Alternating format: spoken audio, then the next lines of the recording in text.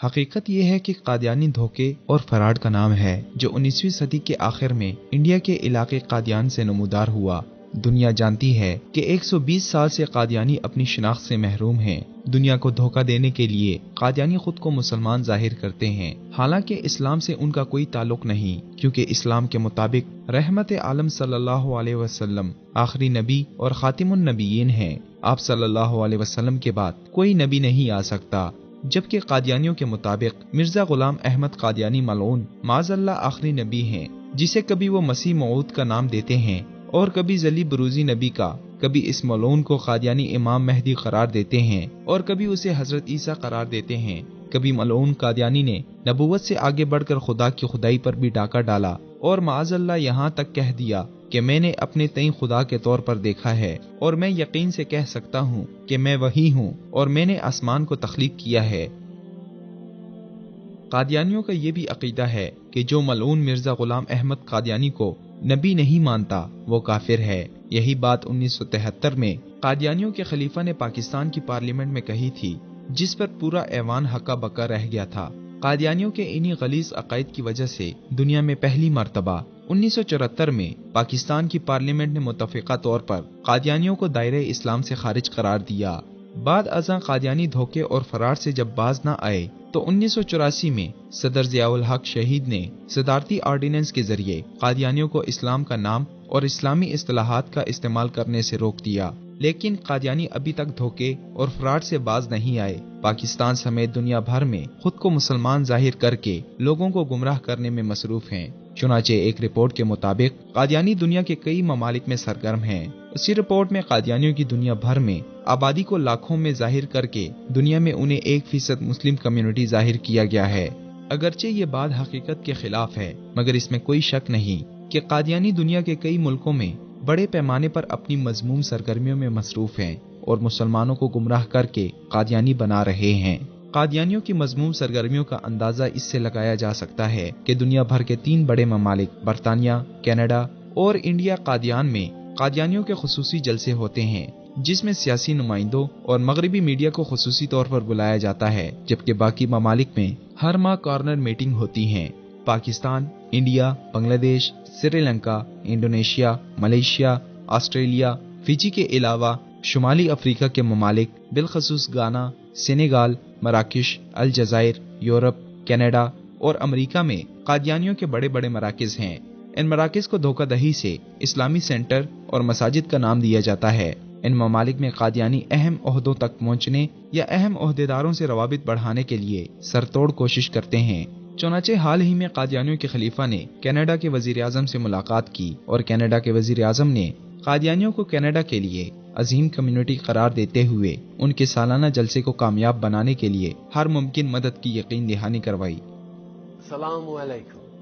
Hello everyone and welcome to this year's Ahmadiyya Jalsa Salana.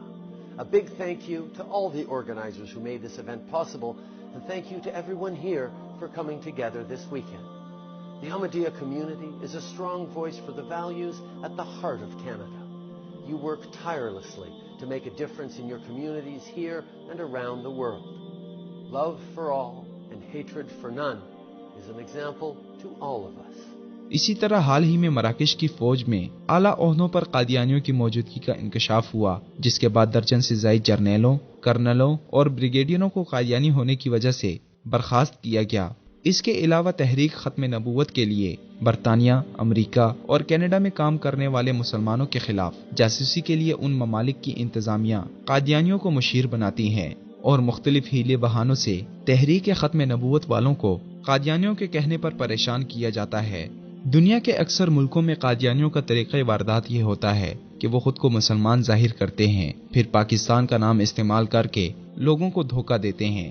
ظاہر سی بات ہے، پاکستان اور پاکستان کے مسلمانوں کے بارے میں دنیا جانتی ہے کہ وہ نظریہ اسلام کے نام پر بننے والا دنیا کا پہلا ملک ہے، اس لیے کسی قادیانیوں کے مکروہ عزائم کے بارے میں شبہ تک نہیں ہوتا۔ بعد ازاں مختلف فلاحی کاموں کے ذریعے وہ اپنا زہر لوگوں کو پلاتے ہیں اور پھر آہستہ آہستہ لوگ ان کی طرف مائل ہو کر گمراہ ہو جاتے ہیں۔ اس کی تازہ مثال روہنگیا کے مظلوم مسلمان ہیں کہ وہاں انہوں نے خود کو پاکستانی مسلمان ظاہر کر کے اور فلاحی کاموں کی آڑ میں قادیانیت کی وسیع پیمانے پر تبلیغ شروع کر رکھی ہے۔ یورپ، کینیڈا اور امریکہ وغیرہ میں قادیانیوں کا طریقہ واردات الگ ہوتا ہے، چنانچہ یہاں یہ خود کو مظلوم اقلیت قرار دیتے ہیں اور پاکستان میں قادیانیوں کے خلاف جو قوانین ہیں ان کا حوالہ دے کر ہمدردیاں سمیٹتے ہیں۔ اس طرح پاکستان اور اسلام کے دشمن قادیانیوں سے ہمدردی جتانے کے لیے پاکستان پر وقتاً فوقتاً دباؤ ڈالتے ہیں اور توہین رسالت اور ختم نبوت جیسے قوانین کو انسانی حقوق کے خلاف قرار دے کر انہیں ختم کرنے کی بات کرتے ہیں۔ چنانچہ حالیہ دنوں پاکستان میں ختم نبوت حلف نامے میں جو تبدیلی کی گئی، اس کے بعد پاکستانی عوام کی طرف سے ختم نبوت کے حوالے سے جو جذبہ عشق رسول سامنے آیا، اسے دیکھ کر امریکہ اور یورپ ایک بار پھر چلا اٹھا ہے کہ کسی طرح پاکستان سے ختم نبوت اور توہین رسالت کا قانون ختم کر دیا جائے۔ اقوام متحدہ کے ذیلی ادارے UPR کے اجلاس میں امریکہ نے پاکستان سے مطالبہ کیا کہ وہ جلد از جلد قانون توہین رسالت ختم کرے اور پاکستانی حکومت ختم نبوت کے نام انسانی حقوق کی خلاف ورزیوں کو بند کروائے۔ برطانیہ کی نمائندہ میرام شامسن نے کہا کہ ہم اس بات پر متفق ہیں کہ پاکستان میں اقلیتوں کی آزادی کا فقدان ہے۔ ہماری خواہش ہے کہ پاکستان میں موجود دیگر مذاہب کے لوگ بھی امتیازی سلوک کے بغیر انتخابات میں حصہ لے سکیں۔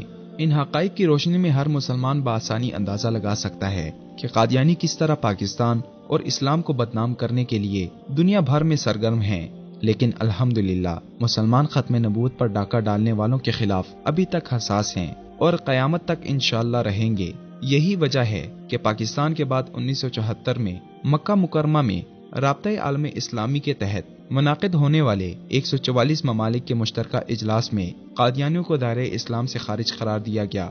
بعد ازاں افریقہ کے ملک گامبیا میں قادیانیوں کو دائرہ اسلام سے خارج قرار دے دیا گیا۔ سری لنکا میں 14 مسلم پارلیمنٹرین نے پارلیمنٹ میں قادیانیوں کو نان مسلم ڈکلیئر قرار دینے کے لیے قرارداد پیش کر دی ہے۔ الجزائر میں بھی حکومتی سطح پر قادیانیوں کو ہزیمت کا سامنا ہے، لیکن بہرحال قادیانیوں کی مکروہ سرگرمیوں کو روکنے کے لیے اب بھی محنت کی ضرورت ہے۔ اس لیے ہر پاکستانی کا فرض بنتا ہے کہ وہ میدان میں آئے اور ختم نبوت صلی اللہ علیہ وسلم پر ڈاکہ ڈالنے والے قادیانیوں کو دنیا بھر میں بے نقاب کر کے ان کے خاتمے کے لیے اپنا کردار ادا کرے، کیونکہ اسلام اور محمد عربی صلی اللہ علیہ وسلم کا پیغام ہے کہ توہین رسالت اور ختم نبوت کے دشمنوں کی ایک ہی سزا ہے، اور وہ ہے سر تن سے جدا کرنا۔